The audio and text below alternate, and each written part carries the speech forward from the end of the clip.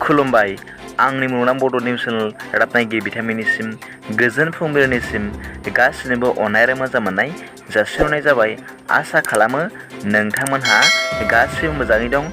नोंथांमोननि थाखाय आं गोदान भिडिअ लाना फैलायबाय। अन्नानै भिडिअखौ स्किप खालामाजासे जोबजासिम नायलांदो। आं दाखालि साननैसो बोथोर गाज्रिनि थाखाय जुब जुब अखा हाबाय थानायनि जाउनाव रादाबखौ फोसावनो हायाखैमोन। एबारनिफ्राय आं रादाबखौ फोसावबाय थासिगोन। बिदिबा गोबाव खालामाजासे रादाबखौ जागायनोसै। दिनै फुंबिलिनि मोननैसो गाहाय रादाबफोरा जाबाय। सेथियाव दं सारा आसाम नाङैनो दैबानाजों लोमजानानै हालाय हाफाय जानायखौ नुनानै एबा भुगिना थानाय सुबुंफोरखौ रैखाथि होनायाव हेफाजाब होनो हानाय बादि बलिउड सावथुन मुलुगनि फावखुंगुर अर्जुन कापुर आरो बलिउड सावथुनफोराव बिथोन होग्रा रहित शेट्टीआ आसामनि सीएम रिलिफ फान्डआव 5 लाख रां अनसुंथाइ हरदों होनना आसामनि गिबि मन्त्रि डक्टर हेमन्त बिश्व शर्मा बिथाङा गोजोननाय मोननानै गावनि टुइटार एकाउन्टनि गेजेरजों साबायखर बावहरदों। नैथियाव दं सारा आसामाव दैबानानि थासारिखौ नोजोर होनानै क'क्राझार जिल्ला खुंथाय सरकारि आरो सरकारि नङि फरायसालिफोरखौ 19 अक्ट'सिम बन्द' फोसावदों होनना गुबुन रादाबनि गेजेरजों मिथिनो मोननाय जादों। थामथियाव दं फैगौ आगस्तआव थाइलेण्डआव खुंफुंजानो गोनां थाइलेण्ड अपेन काराटे चेम्पियनशिप बादायलायनायाव क'क्राझार जिल्लानि एसिस्टेन्ट कमिसनार काराटे गेलेगिरि रिमा त्रिष्णा हालैया भारतनि जानानै गेलेनो थियारि जाखाबाय होनना खौरांगिरिफोरनि सिगाङाव फोरमायदों।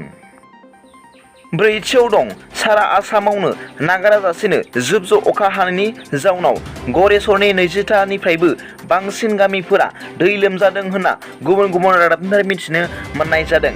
मख'जाथावदि दैबाना लोमजानाय ओनसोलनि रिलिफ केम्प एबा रैखाथि बादाफोराव आसाम प्रदेश बिजेपि कमिटिनि आफादगिरि मानगोनां भबेश कलिता बिथाङा नायगिदिंहैदों आरो रैखाथि बादायाव थांनाय दुखुथिया सुबुंफोरनो थाबैनो नांनाय बादि अनसुंथाइ होफैगोन होनना खोथा होबोयो। लोगोसे बिथाङा बुंबावोदि दै बानायाव हेफाजाब होनो थाखाय आसाम सरकारनियाव थोजासे रां दं होनना फोरमायबावदों होनना रादाबाव फोरमायदों। जोबनायाव दं देग्लायनि कृष्णकान्त सान्दिखै मिरुआरि बान्थाखौ नगावनि थुनलाइगिरि आरो नायसंगिरि मानगोनां बिथां डक्टर नरेन कलितानो होनो थाखाय आसाम सरकारनिफ्राय थि खालामबाय होनना रादाबनि गेजेरजों मिथिनो मोननाय जादों।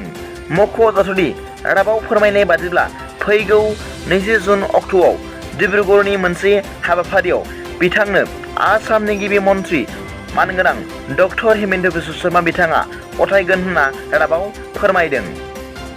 फुंबिलिनि मोननैसो रादाबा दा बेखिनिल'मोन।